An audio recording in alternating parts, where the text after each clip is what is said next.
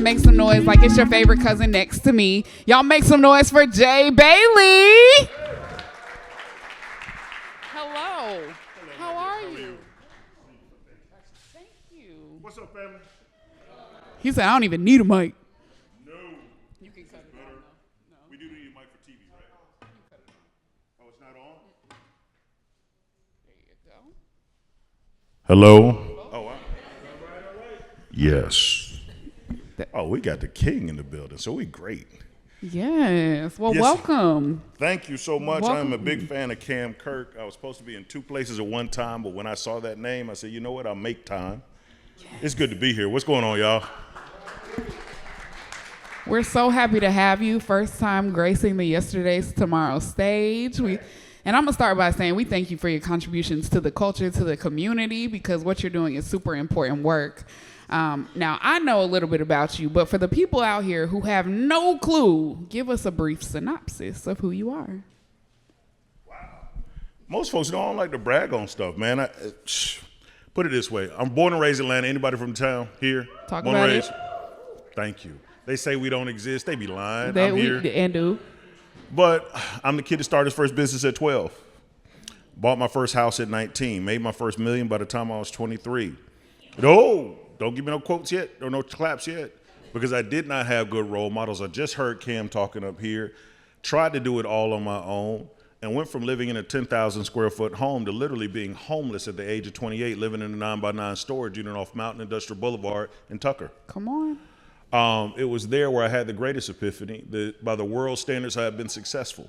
Clothes, houses, cars, and all the trappings that you see on TV and rap videos. I was successful, but I had zero significance. I had done nothing to put a dent in this world. And once I started chasing significance, within 3 years of homelessness, I was helping to grow a $50 million nonprofit organization in 10 countries. I retired at the age of 39 and made my wife a promise that I'd never get another job again. I wanted to go back to being an entrepreneur. I knew I could build things. I knew I could create jobs. I knew I could create wealth until I got the opportunity that I could not say no to, and I had to break the promise to my wife. Very few times in life, guys, do you get to be a part of something you know will outlast you. There are even rarer moments where you get to be a part of something that could potentially change the course of history. And to be able to lift up the honor and the legacy of one of the greatest entrepreneurs this city has ever produced, the great H.J. Russell Sr., her granddaddy, where is she? There she is. I couldn't turn that down. Not for everything that he had done for Atlanta, poured into me as a young entrepreneur in the city. And now we're the largest center in the world dedicated to building, scaling, and developing black businesses. We support over 600 entrepreneurs full-time, touch 10,000 annually. And our entrepreneurs generate over $577 million of new economic impact in the city of Atlanta annually. That rivals the World Cup, and that's coming from black entrepreneurs in the city that everybody overlooked. And so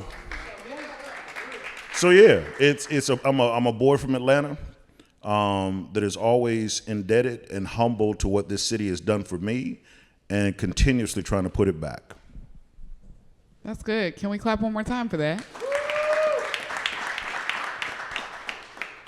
So you dropped a lot, and I could take this so many different places, but I think I'll start here with, do you think if you had grown up in this generation and been exposed to as much as you were at your age when you experienced homelessness, do you believe or do you think you would be in the same position at that age living in this generation? Does that make sense? Wow, that's a tough question.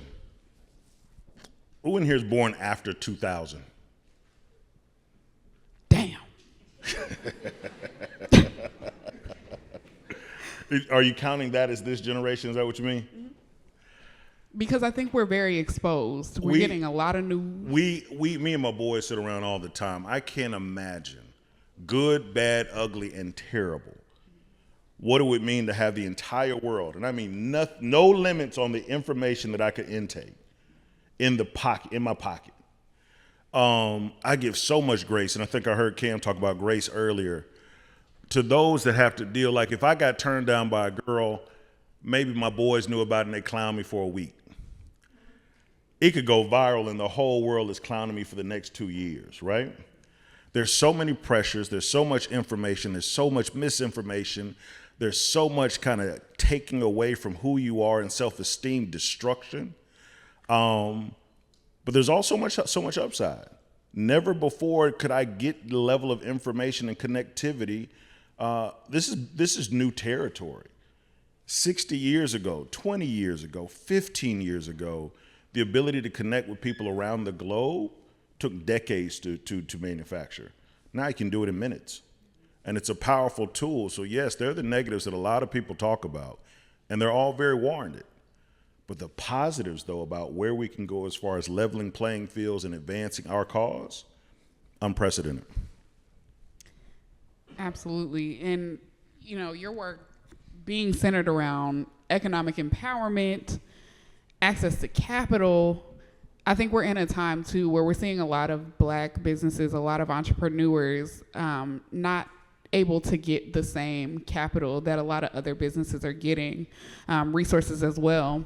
It's a super issue that we're seeing, a civil rights issue. So how, in the work that you're doing today and the work that's happening at the Rice Center, how are you all pouring into and continuing to share that information with the entrepreneurs that come through your doors? Any entrepreneurs in the room? How many people have a business in the room? One of the best pieces of advice I can give any entrepreneur is start eliminating the number of people you have to ask permission to be successful.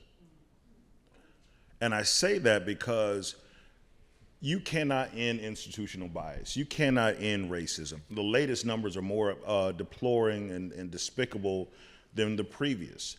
Less than 1.4% of venture capital going to entrepreneurs that look like you and I. Why would I try to fight that system? Why would I want to be a part of that system? Why don't we build our own table, build our own way forward? And I think it's the thing that we share most as far as a culture at the Russell Center. That when you come to the Russell Center, the watch that I'm wearing, this t-shirt, the guy that tailored this jacket, our architect, our general contractor, the guy that provides the wall, like we spend more money with Black entrepreneurs than many Fortune 1000 companies, and we're a 6-year-old nonprofit organization. That level of fierce intentionality allows us to overcome systemic barriers that were never designed to help us in the first place. And I just have zero interest in trying to play a rigged game. So if it's looking at how we can look at collective strategies that allow us to raise the capital that we don't have in our friends and family around, if it looks like us having a circular economy with no waste where we spend money with the companies that we support, so therefore we're their biggest customer, if it looks like how do I overcome or how do I partner with banks and financial institutions to help bring advocacy to individual entrepreneurs so I know their underwriting criteria, I know what they're looking for, and if we get entrepreneurs ready for those loans and they still decline 6 of us, we going as an organization to that very institution and saying, you got to explain why. All of that's part of this thing that we're trying to create, this bigger than an incubator or an accelerator. We're literally looking at generational shift and seeing how we can actually make this thing work for us on our own terms without asking anybody for permission. And I think that the American way, if they ever had it to be true, we've got to figure out what that story really means for us and how we get it on our own terms. I love when you walk in the Russell Center, you never have to do anything like this. You never have to whisper Black. Because you can be Black as you want to be, and you can be as beautiful as you want to be, and you see value in your own reflection, and you see that reflection reflected in every aspect of the building. We have to have safe spaces to fail and fly. And that's what we've created.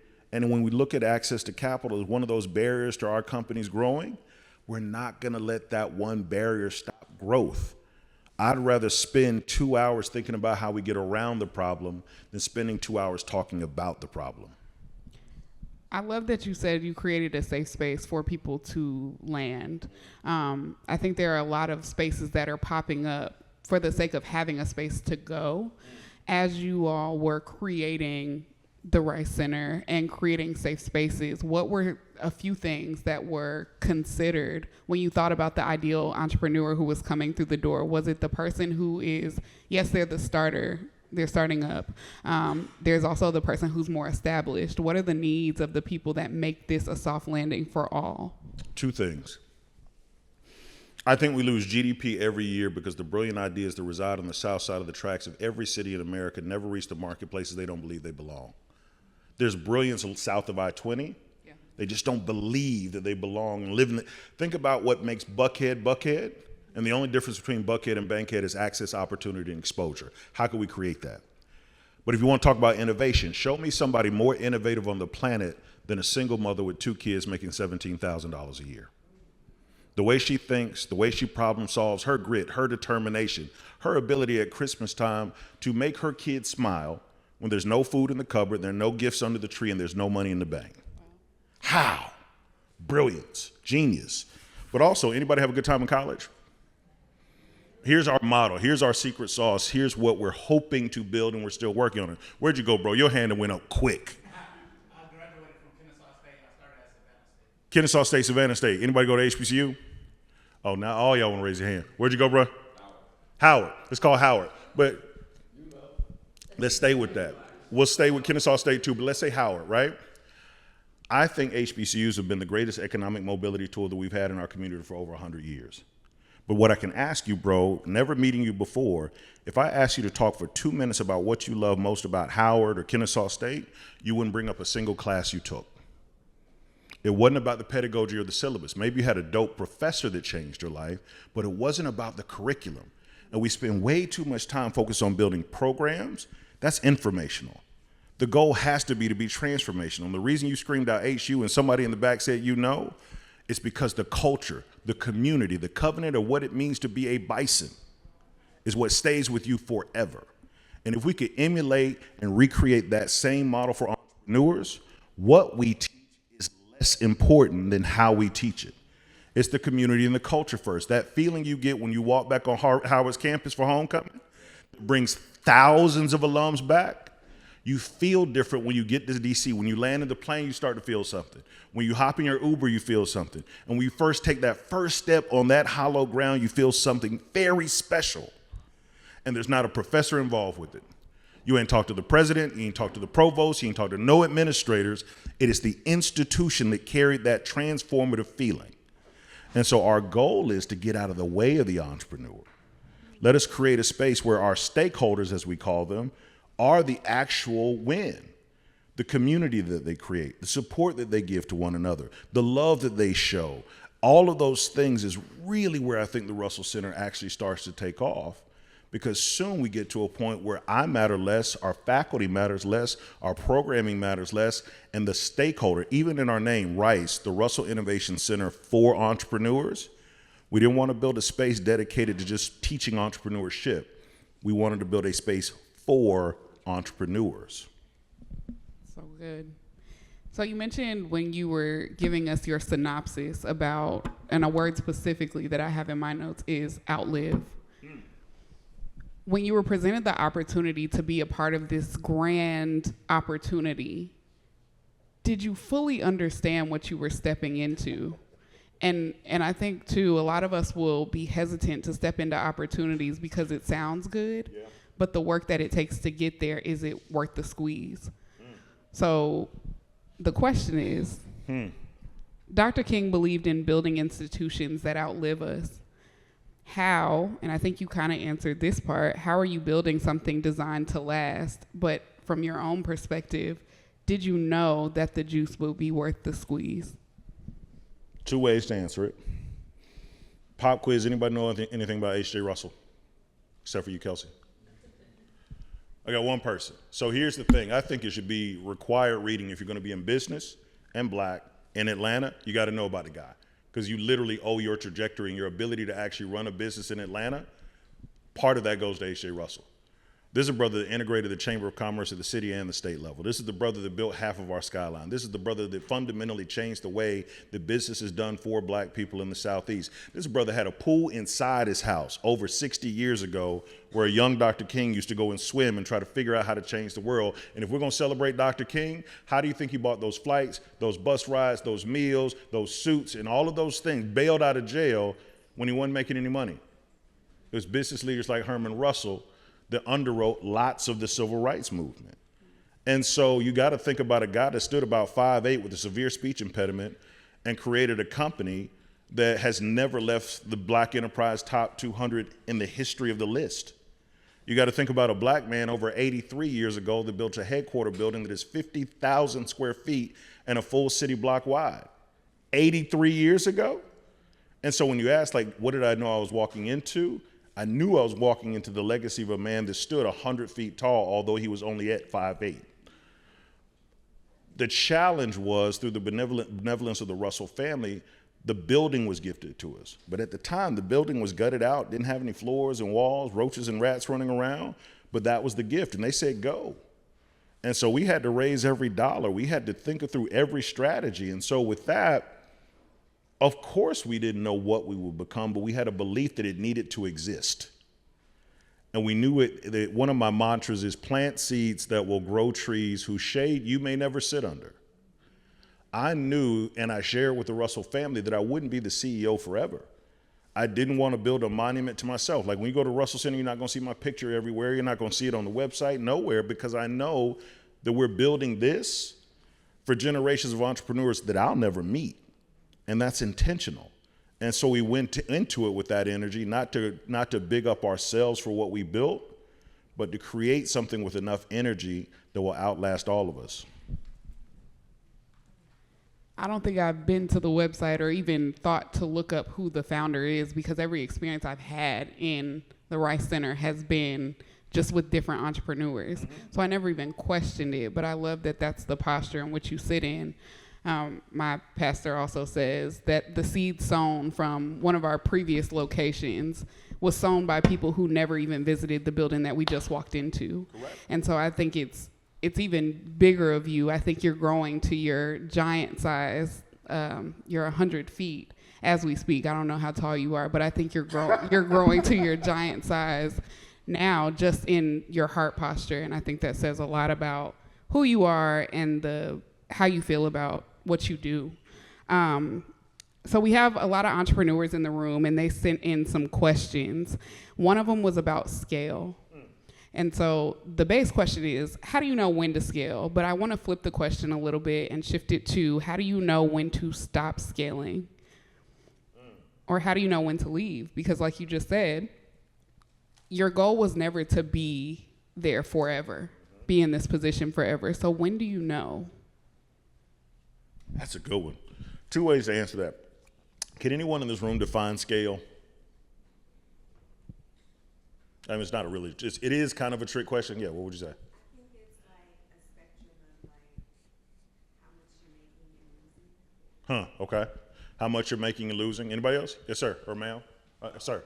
How can I do what I'm doing here with less? So if I'm doing something, how can I take it somewhere else and do the same amount of stuff with less? Here's another guess, right? For those with a business, if I said to my wife, babe, I met these great entrepreneurs today, and it does answer your question, but I'm taking a long-ass 285 way around it. I said, babe, I believe in two of these entrepreneurs. Can you cut a check for $250,000 and leave it on the front porch? If you were one of those entrepreneurs we were going to support, what should be your first question for that $250,000? What's your address? You've heard me speak before? No. You're a good dude. Here's the thing. Most people go into all kind of ancillary things, right? What are the terms? Do I have to pay it back? What's the address? Can I get there? Because if I can't get there, none of this other stuff matters. And I say that about scale because your definition is different from his, and both of y'all are right. And nobody, when we talk about scale in general, can put a definitive answer to exactly what it is, because for each individual entrepreneur, it means something different. Scale to Elon Musk means a lot different than scale to the average entrepreneur. When you're talking about making $6 to $17 billion per day versus somebody that's trying to make their first million and calling it scale, different wide perspective and spectrum. So when you ask, it kind of answers both questions. Can you keep doing this is a hard question. And I think most people aren't able to deal with the greatest adversary to their success or their failure that comes in the mirror that they wake up with every day. Can you look yourself in the mirror and say, this is where the company should be going, where I want it to go, and most importantly, am I the one that can take it there? And I think one of the questions for me as I think about my succession plan Have I taken the baton as far as I can possibly take it? And am I okay with looking in the mirror with self-reflection saying, I'm not the person to take it to the next level? And I think scale, guys, you have to define it for yourself. What is your equation for happiness? What is your equation for success? And do not let somebody on Instagram or the person next to you or the business next to you define what your individual trajectory for success is, because that's when we get in trouble. We start to compare our success metrics to somebody else's whose business model doesn't even match ours. I run into entrepreneurs all the time. Jay, what can y'all do to help me? I'm doing $2 million in revenue every year right now. I'm not a startup. I said, okay, well, what are your margins? How much does it cost you to actually make $2 million a year? Well, about 1.97. Hold on. Manager at Chick-fil-A, how much do you make a year? $89,000. He is more profitable than you. So these numbers, how we play with the numbers to say on this, oh, I'm doing $2 million in revenue a year. Well, how much is it costing you? Did you spend 2.3 to get to $2 million? And so again, you have to look very hard at yourself and define what success means for you, or you're going to lose yourself and you're going to lose track of the vision. And if you don't know the address, as the brother astutely just answered right there, if you don't know the address of where you're trying to go, I can guarantee you ain't never going to get there. And so that's kind of been my guiding light. Like, okay, I know where I'm trying to go, and I can specifically type it into Google on how to get there through Google Maps. And if I make a wrong turn, I know how to get back on track, but I still know where the North Star is, and it may move, but I'm going to recalibrate based on that move. Yeah. It's a reverse engineering of how I get to success. I saw a post recently that said a GPS doesn't give up when you make a wrong turn. It just recalculates. And that has been something else replaying in my mind. I saw it on Facebook. But we talk a lot about success, but I also want to lean into the failure side. And maybe we can get personal here as well, because it's beyond the seat that you sit in. It's the life journey. What advice do you give entrepreneurs as they navigate failure without losing faith or focus? One, I think we put too much stock in walking straight up. People say, keep your head straight, keep looking ahead. I subscribe to, if you've never been on your back, I don't know if you've ever seen the sun. I think loss creates leaders.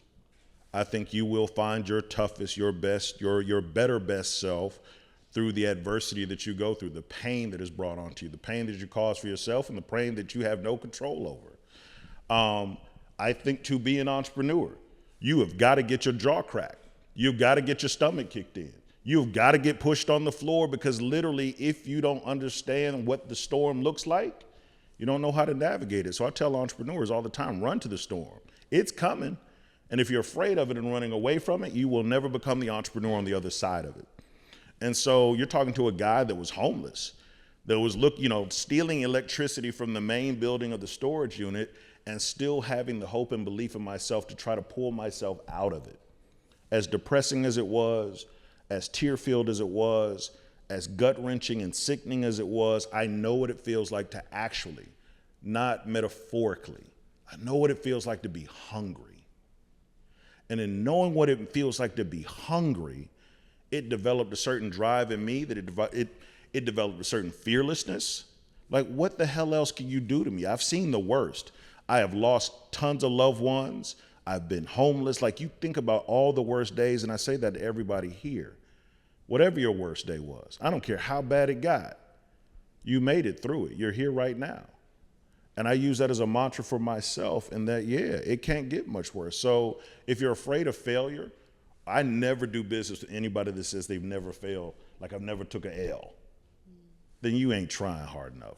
And you're certainly not a real business person. Everyone that I know that is of any merit and success has taken L after L. And that's how you go from failure to failure, still dreaming about success. It's a trait that's inherently in every entrepreneur. It comes with the territory to get your jaw cracked. In my life, I know more recently I've experienced a lot of fear before I actually do the thing. And that turns into what yet again, y'all will hear me say this, my pastor calls analysis paralysis, where I sit in the thought for so long that I'm not trying everything. So I'm so afraid of failure, but I'm choosing not to do it at all, which is still me taking a loss in some capacity, because now I'm not doing anything for myself. Something I will encourage you to do is to learn how to fail fast. What does that mean? That means throwing stuff at the wall and seeing if it will stick. I think we heard earlier, be mindful of who you share your dreams with, of who you tell certain things to. But I think it's also a testament to the Rice Center that the community that is there is literally the sounding board to help other entrepreneurs solidify the thing that they want to stick. And so Rice now serves as a modern day extension of what we know as the civil rights movement. How are these economic goals? You mentioned some stats earlier, but can we dumb it down a little bit just to bring it to the level in which I feel like even I can understand? Because 1.4% for me, I don't know what that looks like in the grand scheme of things, but how does the Rice serve as a modern day extension of the civil rights movement's economic goals?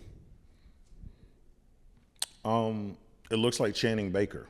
It looks like Gerald Washington. It looks like Gerald Washington, COVID-19 hit, his whole business gets destroyed. He has to close his business. He humbles himself from going from three-piece Italian suits to literally putting on Dickie suits, because he starts a cleaning company to start disinfecting corporate and commercial buildings for coronavirus. But he doesn't have any corporate clients. We're his first corporate client. And from that corporate client, first being from his first commercial client, he builds up the resolve on how to manage a commercial structure. We leverage our uncommon access and connect him to JP Morgan Chase. Now this brother cleans every JP Morgan Chase branch in 16 states. He started his business in 2021. He now does over $23 million in revenue. That is the extension of the civil rights movement, and looking at, let us be the solution to our own problems. If no one there will do business with you, we'll do business with you. It looks like Channing Baker, who in our very building, who is now the general contractor functionally constructing the Russell Center. But 4 years ago, he asked me if he could build out with his own hands a small office in the corner to start his dream of having his own construction company. Now Evolve Contractors has a over 6,000 square foot facility, employs over 150 individuals, and is now doing projects with some of the largest developments in the Southeast. The civil rights movement, part of it was, yes, about equality and equity and all of those things, but it was also about a belief in ourselves and our right to be at the table. And the other part of that is, if we couldn't be at the table, how could we create our own? And I think that part of creating our own table is the greatest way that we manifest the spirit of the civil rights movement, is that we're creating a table. And when I talked about earlier about asking permission, we're creating a table for entrepreneurs to actually see Black prosperity multiplied through business ownership. And there's no greater honor than to be able to do that. To welcome a young filmmaker into our doors, not even knowing who the hell he was, but saying, not without a question, bro, of course I'll do a video with you. Of course I'll share what we're doing here. And of course, anytime you're in Atlanta, the door is always going to be open for you to open a laptop, work, communicate, whatever it is. That was essentially the Underground Railroad for small business, if we're talking about that. I don't care if you come from California to Texas to Detroit, Minnesota, New York, DC. Have we created a safe space for people when they hit this town to dream and to believe? And I think that we have. I've always said Atlanta feels like the place where we lean into the story about the phoenix rising from the ashes. We give entrepreneurs the opportunity to start. In your opinion, do you feel like we sustain well? The challenge is 96, 97% of Black entrepreneurs only have one employee.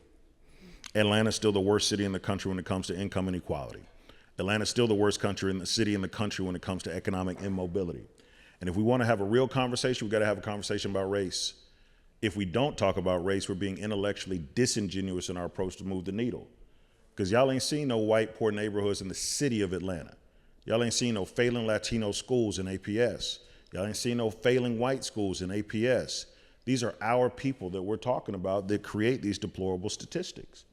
And so I think when you grade on a curve, Atlanta has things that Chicago, New York, DC, Dallas, Houston, LA, Miami could never dream of. However, I don't ever want to rest on the laurels of being the best of the worst. We got to keep pushing because the Gathering Spot exists in Atlanta. The Russell Center exists in Atlanta. H.J. Russell and Company exists in Atlanta. And it's still a city that people can be nice for no economic reason. Like, we can live in a city where it should still be affordable enough to dream. And I think Atlanta has the opportunity to be the most consequential city in the next 100 years. We got the colleges, we got the corporations, we got the culture, we got the community, and we're a pretty cool town. And I just don't think that there's another city in America that has the base ingredients that Atlanta has, especially for Black people, that will allow us to show the rest of the world how it should be done. You were giving a lot of quotables. We should still be a city that is affordable enough to dream. I think that's why we see so many people move here. Is because the idea of Atlanta is that it is that we get here, we have the permission to start. And that's why the question was, do you feel like we sustain well? Because I feel like we start and it's the cool thing to do, and then the business fizzles out. I see what your question. It's yet to be seen. It takes 5 to 10 years to actually start a business and create something with real momentum. And as I push back even on our partners saying, okay, how much forward progress can you see in 1 year? I tell them, if that's your metric, then I'm not your partner. You can't tell a business to go from start to scale in 1 year. It's just practically and physically impossible. The story's yet to be told because people don't remember. 50, 60 years ago, we couldn't even go to the same schools. We've only been doing this about 30, 45, 50 years. And so the start and the stop of it is a result of course, lack of access, lack of opportunity, lack of exposure, lack of resource.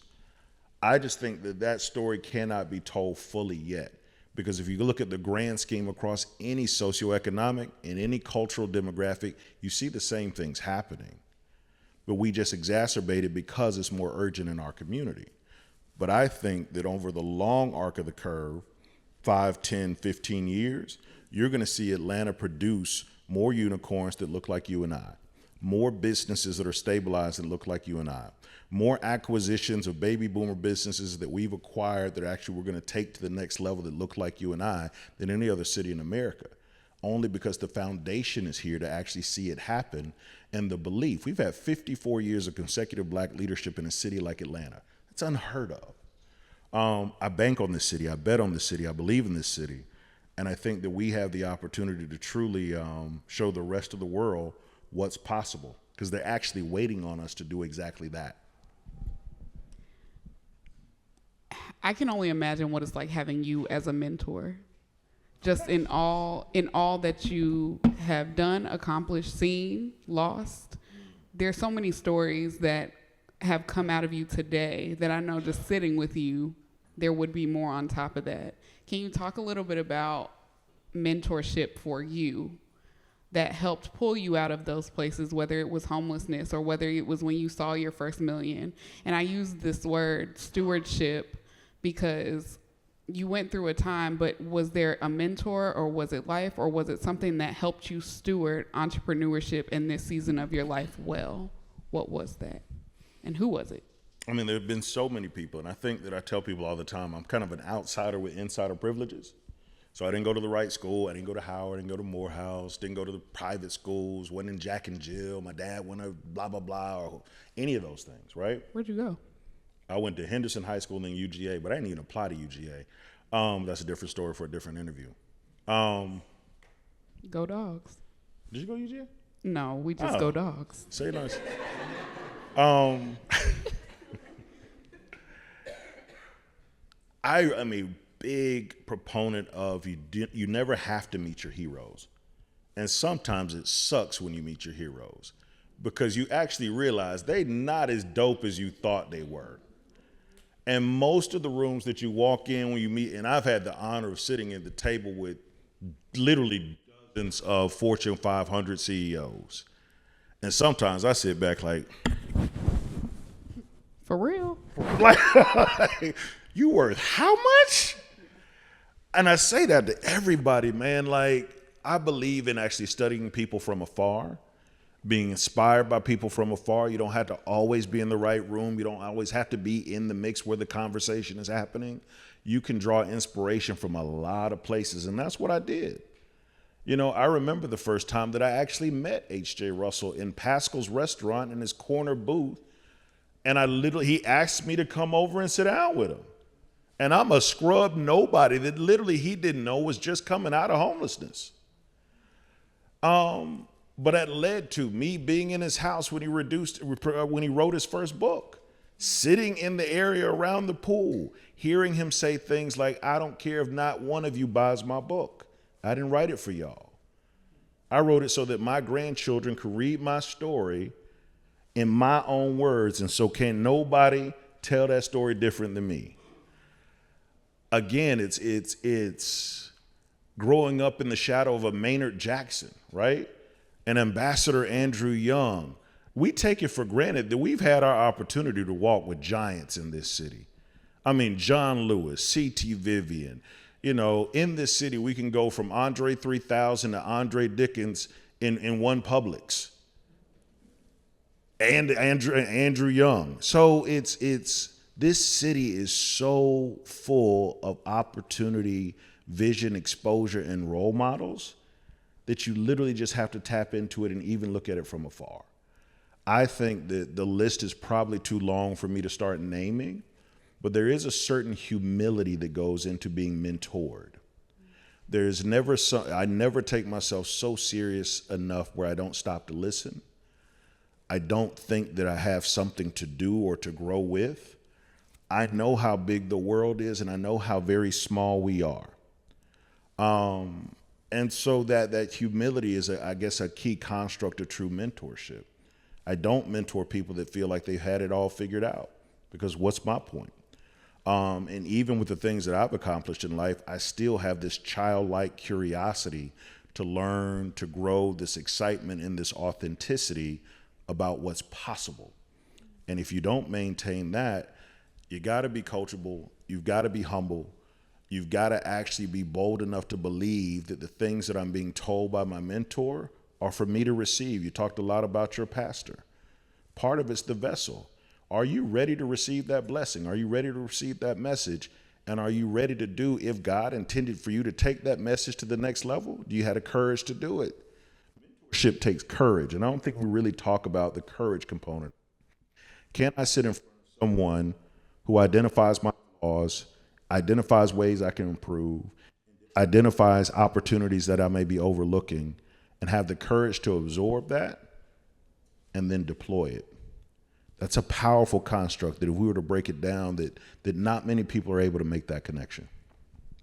It's listening to respond as opposed to listening to, like you said, absorb. Obviously, we are here at Yesterday's Tomorrow, and it's all about empowering tomorrow, us tomorrow, our generations of tomorrow.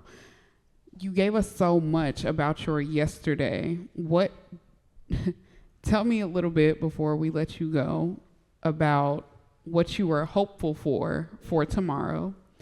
And also, you're very knowledgeable, so I'm interested to know what you would offer these entrepreneurs, things you must read in order to have a better tomorrow. It's two very different questions. Mm-hmm. It's almost your charge. Read this too. Got it. I'm a dad now. And I have a 4-year-old daughter, I have a 1-year-old daughter, and they're my entire world. I had children later in life, and so therefore I was able to live a life out doing whatever the hell I wanted to for the vast majority of my life. But when I held my first daughter in my hands for the first time, everything fundamentally changed.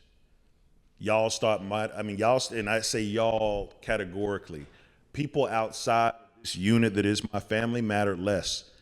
I mean, my focus, my sharpness about what was the main thing became so unbelievably clear and razor sharp that when I started to think about it is my ultimate goal, duty, responsibility to see that this little human being is put in a position to go so much further than I ever had even dreamed. The great Dennis Kimbrough taught me a lesson. He talked to John H. Johnson, great publisher, and he asked what was the definition of success or leadership. He said, life is like a relay race. You could have the 4 fastest people on the planet,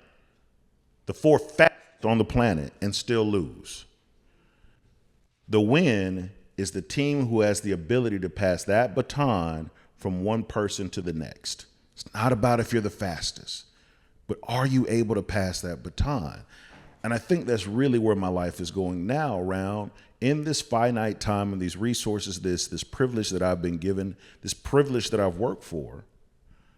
What am I doing to ensure that someone's able to take that baton and take it further? I don't want to stand on that hill. I don't want to stand on a mountaintop, because that means I was probably at the top and it's going to be really hard for anybody to go higher. I want to stay on the ground with it. And I want my daughters, our ceiling should be her floor.